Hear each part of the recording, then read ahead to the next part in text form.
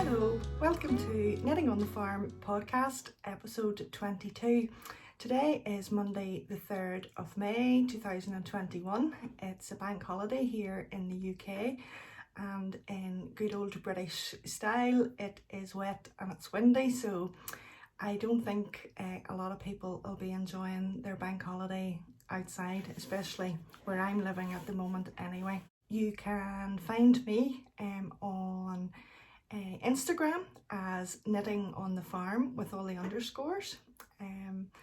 You can find me on Ravelry as Knitting on the Farm for my projects, and there is a podcast group across on Ravelry called Knitting on the Farm podcast group.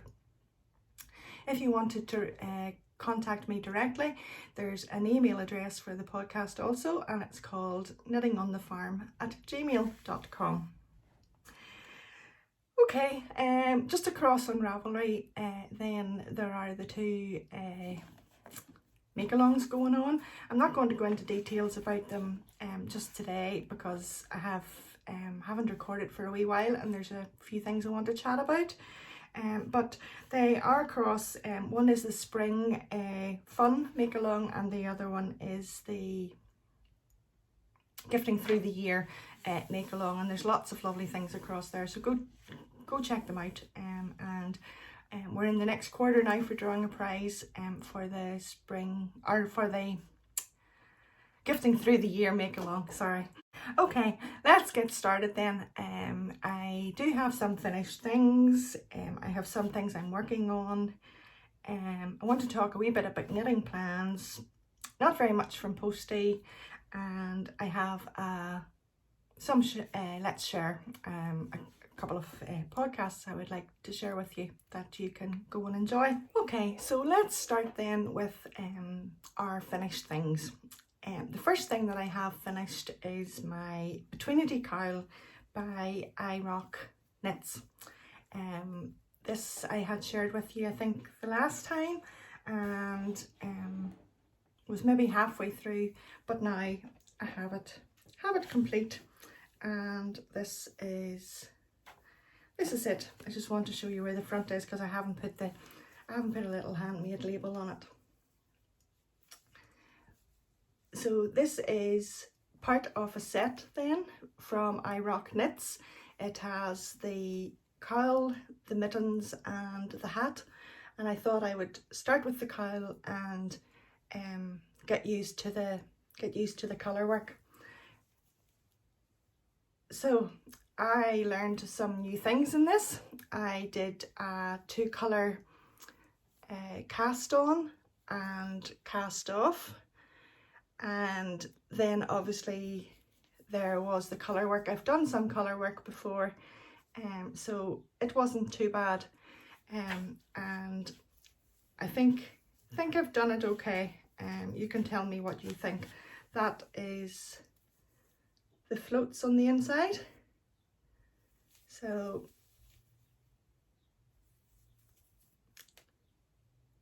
I don't think it's too bad. I'm pretty pleased with it. It blocked beautifully. I was so impressed with the yarn when it was blocked. And I'll show you it now. So that is the Trinity Kyle.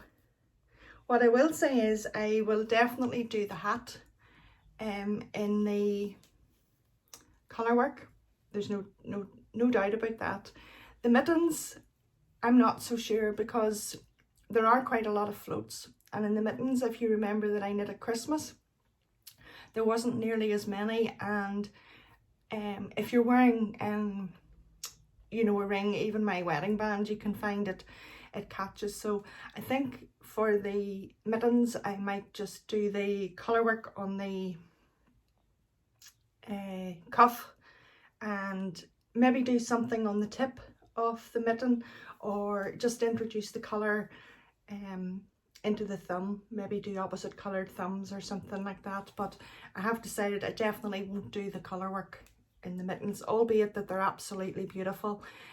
I will put some photographs in of this being worn, and I'll add the link for the pattern down below Actually that's one pattern I have printed off. I've stopped printing off a lot of the patterns. So that is the set, if you can see. So you can see the extension of the colour work there on the mittens. But we'll see how it goes on. So that is the Trinity Kyle then by iRock Knits. And then the yarn that I chose, just quickly to tell you again, was the Cinder Glow in the Jarn Arbon textiles yarn, the Devonia, and that was the label for it. And it was called Cinder Glow. And it took 78 grams of the main colour. Then the contrast colour was contrast colour 1 was this one from West Yorkshire Spinners, excuse me, their Gems collection, and it is a Wensleydale, 100% Wensleydale yarn, and it was the amber colourway, number 342. And the contrast colour then 2, which is the pink colour, is called Zycron,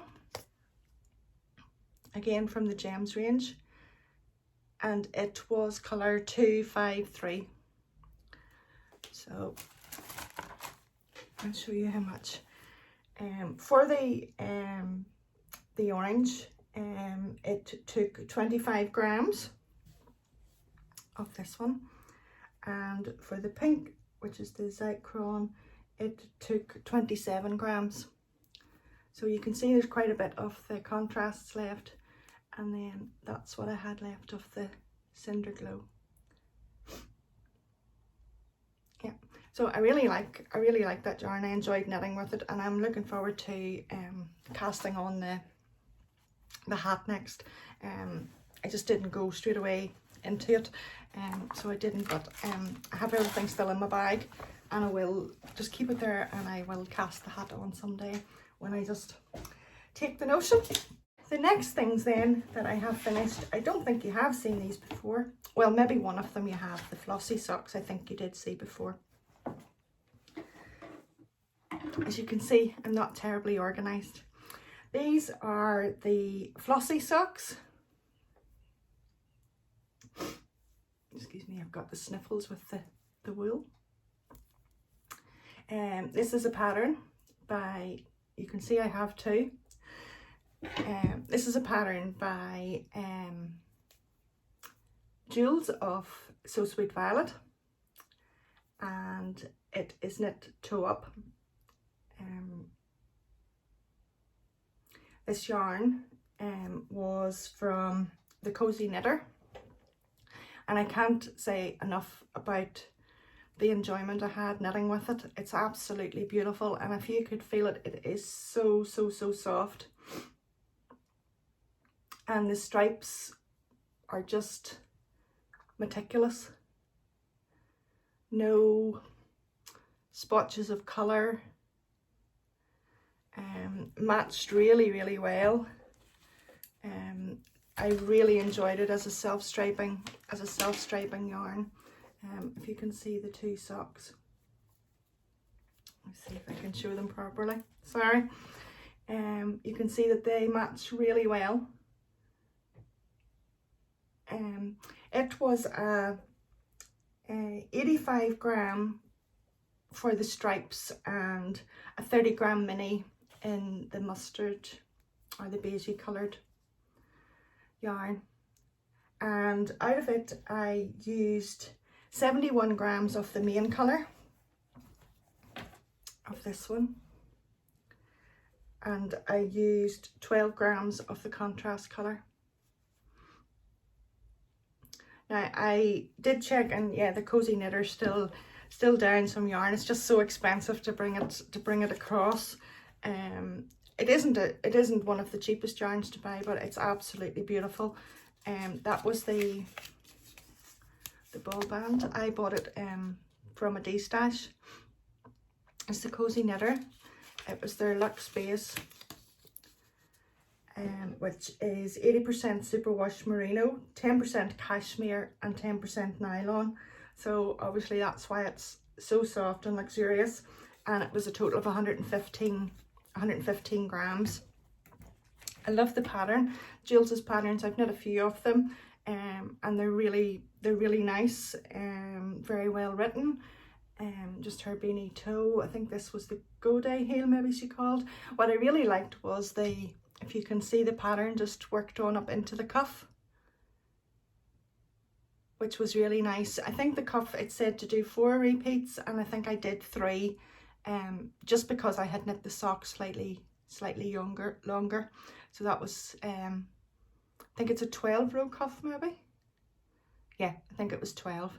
The thing that concerns me a wee bit with toe-up socks, I love the way you can use the yarn to, you know, to the max. My cast off on toe-up isn't great. I haven't just found one that really pleases me, that doesn't sort of, you know, bow out a wee bit, but they are really comfortable. They're a really good fit, and that particular cast off pleases me better. And just the pattern down the 2 sides. No cable needle required, which is also good. And as I say, a lovely pattern from Jules of So Sweet Violet. So that is my flossy socks. Then my final finished object, you wouldn't have seen, and this was a test knit that I decided to do for Yarnia Designs. And this is called her Wild Roots socks. She put a call out for some testers in, she needed the small size or the large size, and I chose the small size. And I started these on the 10th of April, so I finished them within a few days. So I worked hard at them just to get them finished, or didn't work hard, worked consistently at them to get them finished. The yarn I chose for these then is yarn from my friend Diane of Elm-Tree Yarns. This yarn, Diane and I did a sock club. She dyed some yarn and I provided some stitch markers for it a couple of years ago. So this was called Foxglove and Pansy. I'll show you the yarn. That is Diane's ball band. It's Elm-Tree Yarns. It was superwash merino and nylon, 75-25 in obviously 4-ply, and she called it Foxglove and Pansy.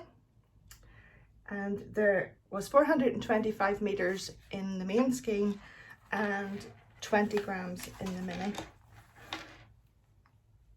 And that is the 2 colours. Nice lilac and green, really nice spring colours.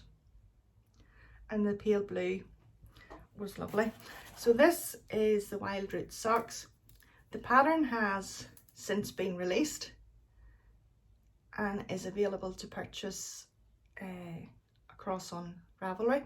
I have the page updated across there so you can see some more photographs. It's a beautiful pattern. Again, it was very well written. And these were knit cuff down. I just did a slip stitch heel and then down to the toe, and used the contrast for the toe and contrast for the cuff. If you can see the pattern, it's a lovely lace pattern, but it's really simple to do. No problems with it at all. I did take extensive notes just because it was a test knit. Let's see if you can see it better like that.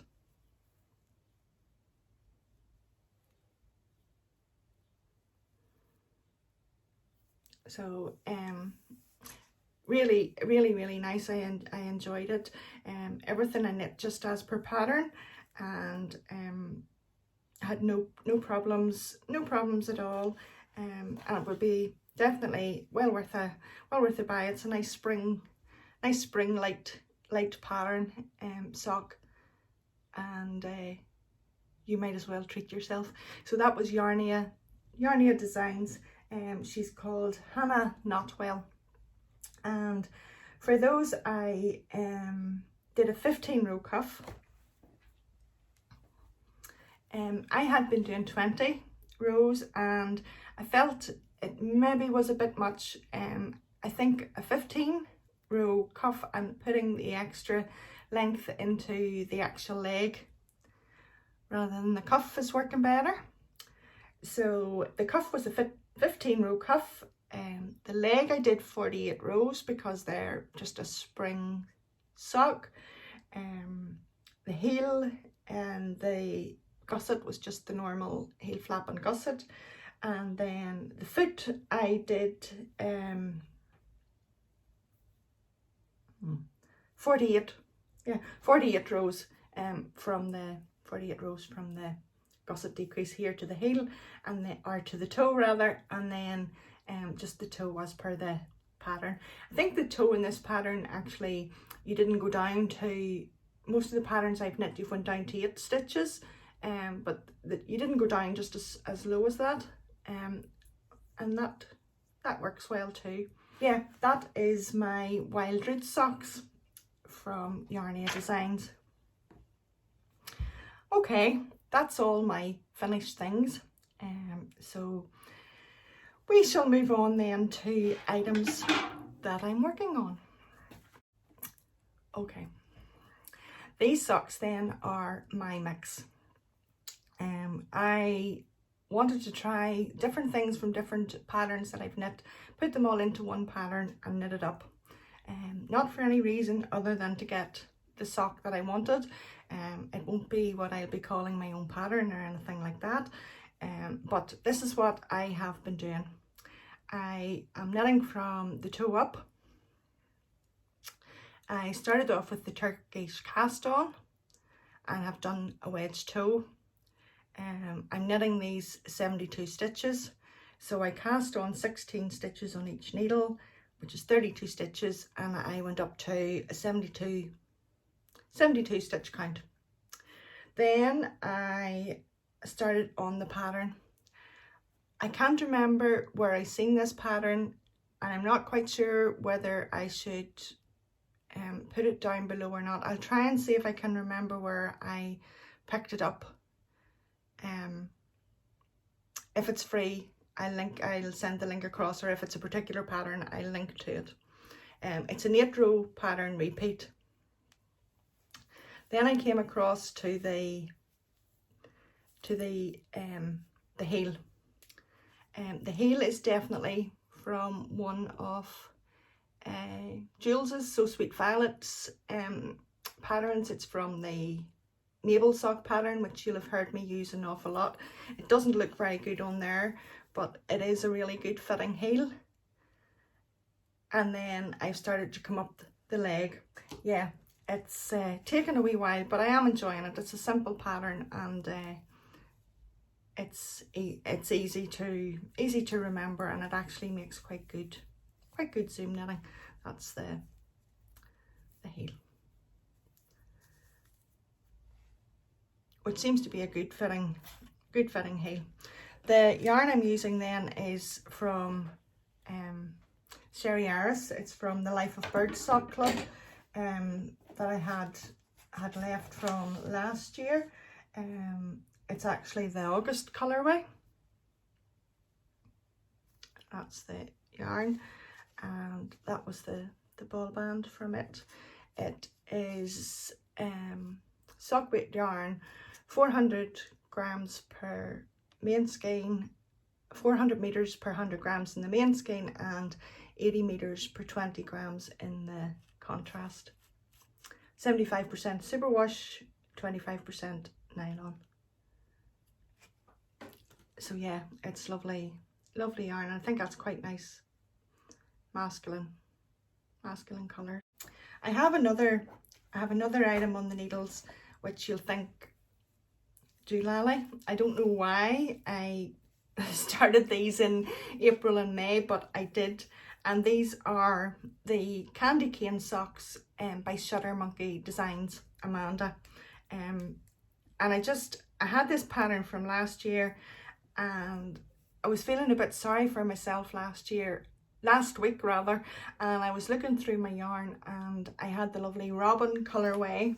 Again, it was the Christmas colourway, December colourway from Sherry Iris, the Life of Birds Sock Club, and I just was itching to cast it on, and I need socks for Christmas for gifts, so why not knit a Christmas sock in April and May? Who says that you can't do that? So I cast these on, and I must admit, I just love them. I really, really like these socks. I knit this in a couple of days, a couple of evenings really. I just love it. So I do. Now I have knit them top down. I hope you can see the candy canes. If I show you here, this is the top of the candy cane coming down, and then on this row, just see, on the second row they go the opposite way. Let's see if I try it on a blocker to see if you... I didn't actually realise that the yarn was going to be striped, and I think for the pattern it's maybe drowning the pattern a little bit, but when you think of candy cane and the mint taste and the stripes, I think it has worked really, really well for me in my visualization anyway. So I'm super pleased with them, really enjoying knitting them, and it's a lovely pattern. And if you watch Amanda's podcast, you will see that there's something else that she talks about that's candy cane related, and it would be a future knit. It's a knit I would love to do. So again, this is the Superwash merino nylon, same base, same yardage, 400 meters per 100 grams, 85 meters per 20 grams. And the pattern is the candy cane socks. I'll put a link for it down below in the description box. And as I say, I'm really enjoying those, and the fact that it's only April and May and I'm knitting Christmas socks, it's not bothering me in the slightest. And the fact that that yarn is called after the Robin, it ticked the boxes that I needed last week. So that is the candy cane socks. I hope this podcast's going. I hope it's going okay. I know there'll be quite a bit of editing. Oh dear. What have we next then? I have cast on a Mother's Prayer shawl. This was a shawl that was released in Clues, not last year, I think the year, maybe last year, can't remember. It's by the Periscoping Sisters, and it was designed by Debbie Reese. And some of my friends on our Zoom meeting was talking about this shawl, and I like the name of the shawl, and I like the concept behind why I'm knitting it. I just feel it's a lovely shawl to knit as a mum, and I'm really enjoying the thought process as I'm knitting it. I'm using it to bring memories of our children, and it's just it's hard to describe, but it's just a lovely concept behind the name, and I'm just using it to reflect on our family, and it's making me feel positive because I'm reflecting on the positive things rather than the last year and the whole COVID and all that sort of negative side of life at the minute, and I'm really enjoying it. I have these yarns. You'll remember They were incoming a few weeks ago from the Postie yarn company. The coffee and the Rudolph, it was a sock set, and there was a 20-gram mini in the red colour with it. And when I bought it, the Mother's Prayer was what I had envisaged I would use it as.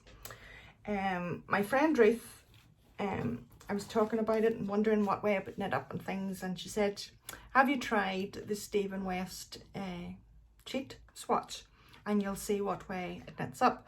So basically you take a piece of card and you wrap the yarn around it, and it shows you how the colorways work and how it's going to knit up.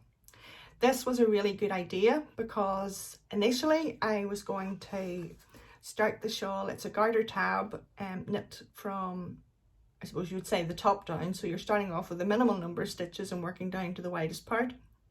And initially I was going to start with the red colour and go down to the coffee colour because I thought that would be the nice way to knit it. But when I did this here, it really made me change my mind. So I am knitting it this way. Well, I suppose that's the better way to show it. I contacted Daniel from the Postie company because this looks as though it's going to knit self-striping, but it doesn't. And I was pleased about that because there was no way self-striping was going to work in a shawl. So I started this the other evening, and this is as far as I've got. I have done the first section, and I am just starting the lace section. Now, I've just started it in the colorway, the coloured section. It's a very simple lace. This is a seed stitch, and so far the lace is just all fingers. It's just real simple four repeat alternating your yarn overs, and I think the red's working. I think it'll work okay. It's maybe showing a bit stripy there, but I think as you go up the number of stitches, it'll be okay. I'm going to knit a few more rows and see how it goes. This here is a stripe anyway, where you brought in the color change. So it's really down here where I'm going to see what way the stripes work up. So I'm really pleased with it. The yarn's lovely. It's nice and soft. It's knitting up really well. Just doing it as per pattern. Love the seed stitch rather than garter stitch. I think that'll be nice and cozy and it'll hold its shape. Just looking to see if I've made a mistake, but I think it's just where you've increased the stitches. The coffee colour is lovely. Red, I love red. It's my favourite colour, and I think coming into this time of the year, I have a few dresses and things that I can wear red with, and I'm enjoying that. So you'll not have seen that before, but it's a lovely pattern. A Mother's Prayer, Debbie Reese, the Periscoping Sisters. So apart from my sleeves, sweater or top, I don't have anything else on the needles. I have a saga about the metamorphic sweater. Normally, anytime I set my knitting down, if I'm using DPNs, I put my socks into the cozy, excuse me, I put them away, I pull the drawstrings on my bag, and everything is put away, kept neat and tidy. I would be a bit over the top that way. Was sitting with my metamorphic sweater, and two things. I dozed off in the afternoon, and Lola sits beside me on the chair, the recliner chair. She doesn't like if the needles touch her or if the whatever I'm knitting touch her, and obviously when I dozed off, that's what happened. So wakened after my nap and set the knitting down on my chair. For some strange reason, can't think why I didn't put it away. Got up, went to do something, and eventually when I came back, Lola had had a feast. the sweater was sitting on the chair. She wanted the chair, and like a little mouse, she had gnawed through my sweater. Basically, I think what happened was she sort of got her head into the sweater, couldn't get out of it, and basically ate her way out of it. Now, while I'm really sad because I put a lot of work into it, you'll know if you've watched the podcast that I was a bit dubious about the size and just the fitting of the sweater. So thankfully I knit it in acrylic, so it wasn't an expensive knit. I think 3 balls knitted at 170, so thankfully for that. But it just was the principle of the thing, and the fact that I was so negligent by not putting it away. It really has annoyed me. It has bothered me. I don't have enough yarn to re-knit it. Basically she's knit, you know, she's ate through the front of it, and I had one sleeve finished. The sleeve's okay, but you couldn't even start to repair it. I don't really feel like buying more yarn to finish it again, because it wasn't a great fitting sweater to start with. So that is what has happened, the metamorphic sweater. The sleeve is still on the needles. I think I've only done about another inch of it, so no point in showing you that. So that's all the things really that I'm working on at the moment. Knitting plans then. Knitting plans. Oh dear, my knitting plans have sort of came to the wall. I started off the year with really good intentions. As you'll know, I had done out a little spreadsheet somewhere. Where had I it? Can't see where I just put it now, but I had done out the spreadsheet. As you'll know, I had chatted about it over Christmas into the new year, and was totally focused on what was happening. That was the spreadsheet. Getting on quite well, as you can see there with the ticks, and then I sort of lost interest in it, and haven't been keeping it up to date. Have got behind. As usual, I've put in more socks than I had originally planned, and yeah, sort of have got off the rails, lost the interest in it a bit. Looking at it here again, I didn't even look at it before I recorded. I think looking at it here again, I probably could get back on track quite easily, actually.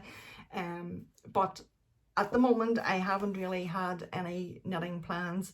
The only thing that's sort of niggling me is the deer sweater for Christmas for myself, and Andrew's sweater. They're the two things that are could maybe think about starting, but I definitely want to finish my sleeve first. Socks are really well up to date, so they are, and really the only other thing that's on that there is the cowl set to get the betweenity set to get it finished.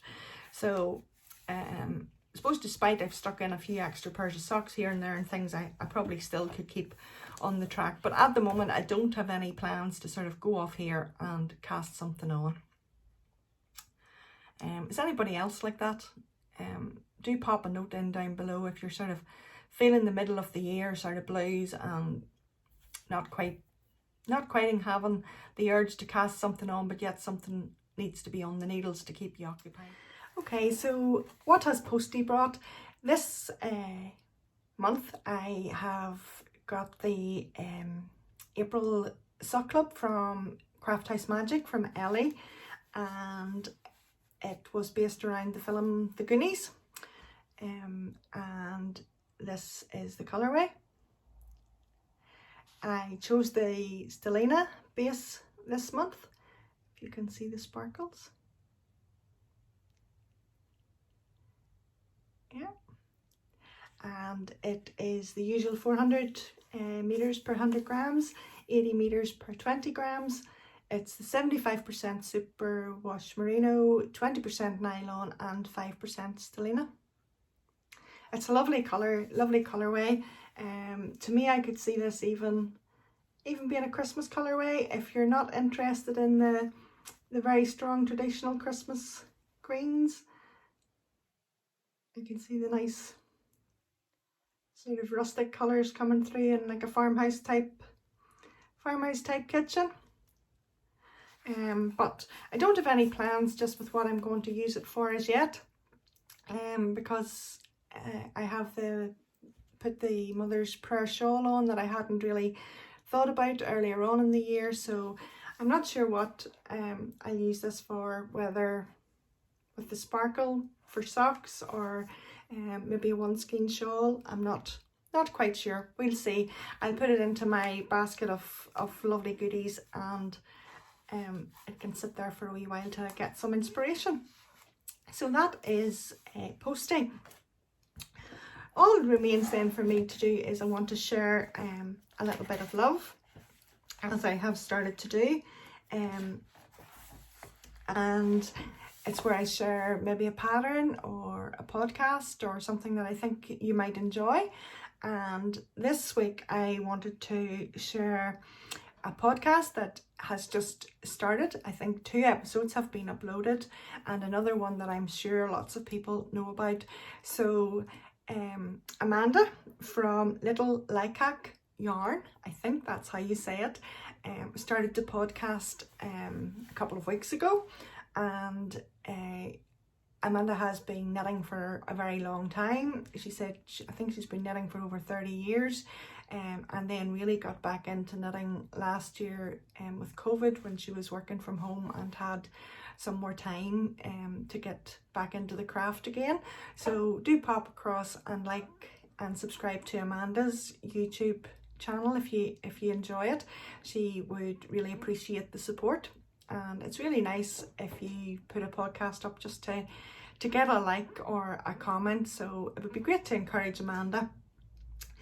And she's also on Instagram as well, but all her details are below her podcast. The other one that I want to share then is a fellow podcaster here from Northern Ireland, and that is Kate from Hawthorn Cottage Crafts. Kate has a huge following and is a fantastic garment knitter. I love her podcasts, and recently she has also started to do a Coffee with Kate podcast. She usually records once every couple of weeks, and then we'd have a coffee with Kate in between, and they have been really good. She has covered topics like her needles, a tour of her craft room. Who doesn't like a tour of a craft room? Then she had a week covering sort of mental health and how she coped during lockdown, and then she had her last one was displaying all her sweaters that she has made, which was fantastic. And as I say, then she has her podcast as well. She has some great make-alongs going on too, so pop across to Kate at Hawthorn Cottage Crafts and share and subscribe and like and everything else if that's what you choose to do. Okay, so that's just my let's share section. I'm nearly finished. Finally then, just a little bit of life news and what's been happening. Here in Northern Ireland, we have been able to meet up outside again, which is fantastic to be able to meet family again face to face. It has been really, really good. We've met a couple of times, and last weekend, well, the weekend before, we met at home here and had a barbecue, which was absolutely lovely. The weather was beautiful. The children were able to play outside. We were able to sit outside and eat and stay warm with blankets, and it was a really good time.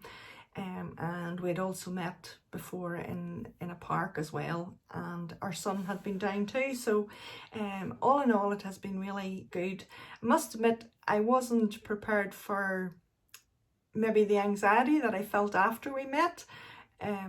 I was a bit concerned and sort of wondering for a few days, is everybody okay? And was I going to get a phone call that someone needed a test or needed to isolate? But I guess just as we get back into normality and get used to the whole situation, that sort of worry will ease, and soon it'll be a thing of the past. I must admit here, vaccination program's going so well. We're down to age 30 to 35 now, which means almost all our family can be vaccinated, and Andrew's getting his second one this week, I think Wednesday, so that'll be really good. Parlour update then, I'll put in some photographs. Nearly there. Should be started this week or at the latest hopefully next week, if the electrician and plumber would just come back for a few more days. You get them there and you think they're doing really well, and then off they go somewhere else and don't come back for 2 or 3 days. So it's a bit frustrating for the boys, but we are so close. The meal bin has arrived, the gas tank has arrived, the bulk tank for storing the milk has arrived and all set up. So things are going really good and it's really close. And you will be glad to hear that, because I am sure you are fed up with me saying parlour news. Yeah, what else is there? Yeah, at the weekend then we got some vegetables prepared the ground and got some vegetables into the garden. Anything that can be planted outdoors is in. We planted cabbage, cauliflower, carrots, parsnips. Tried some Brussels sprouts, don't know how they'll go. Planted some lettuce planted, some turnips planted, and a little bit of swede planted. And we're just waiting now. We'll make some drills and we hope to get our peas and our beans planted. And yeah, it's really, we used some boxes this year, and I'll put some photographs in and hopefully you'll see what's going on there. So I'm just going to wrap up the podcast here. I'm going to go prep lunch and get the rest of the day organised. I want to say thank you so much for watching. Thank you so much for those that subscribe and like and leave comments. I really do appreciate it. And I also want to say a special thank you to anyone that has contributed to my Ko-fi account. I never mention it very often, the link is down below, but I really appreciate the support, and any monies that are put into that account are used for the podcast only, and will go towards prizes throughout the year, or postage in relation to prizes. I know the last time the prize was a pattern prize, but there will be virtual prizes as well, and I really appreciate your kindness in that respect. Thank you so much. If you haven't subscribed or liked, please hit the subscribe and like button, tap the bell, and you'll be notified when my next podcast comes up. And that is it. Have a lovely day. Enjoy your crafting time until I see you again. Bye for now.